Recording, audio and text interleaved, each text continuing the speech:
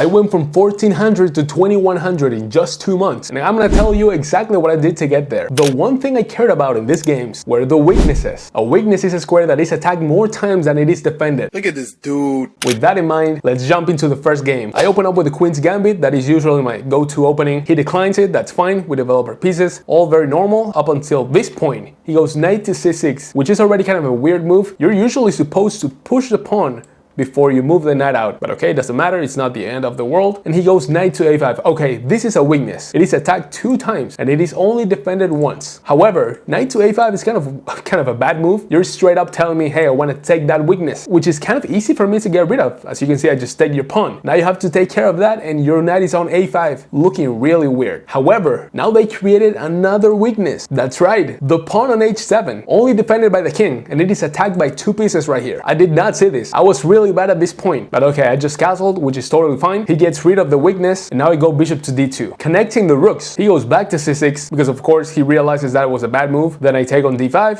he takes back, and I go rook to c1, putting the rook on the semi-open file, attacking this potential weakness. As you can see, it is only defended by the queen, and it is attacked by 2 pieces right here. He goes bishop to d6, and he might have the idea of going knight to b4, forking my queen and my bishop. I don't want to find out, so I just go a3. Now he goes knight to e7, and my rooks are connected. All my pieces are developed, and my king is safe, so it is time to expand a little. Now he goes c6, which is a horrible move, because now I can go pawn to e5. The bishop has to go back. That knight can't really move anywhere because of the bishop and the queen, and if he goes to g6, I can just take twice and I will be up a pawn. So now I put the rook behind the pawn, and he goes queen to d7. I give a little check just to make the king go to the corner, and then I go back because I don't want my bishop to get trapped, and he goes queen to g4. I go h3, queen goes back, and now bishop d2. Idea of going knight g5, attacking the queen or who knows what, and he goes bishop takes h3. Rule number 1 of sacrifices: you always call the bluff, because the person sacrificing the piece has to make that crazy idea work. They are down material because they sacrifice a piece, and they're not Magnus or Hikaru, so it most likely doesn't work. So after I take the bishop and they take back, oh no, my king is very exposed, but it doesn't matter. The queen alone is not gonna checkmate me, and the bishop can't even join the party because it is blocked by the pawn, and the knight would have to be on g4 to make a little bit of sense, but that still doesn't work because my knight is defending h2. So yes, this was a horrible sacrifice. Now I go knight to h2, threatening bishop g4. He stops that, and now I propose a queen trade, and he goes for it. Bro, you're down material. Why are you exchanging pieces? But okay, I take it. He goes f5. Now, should I take en passant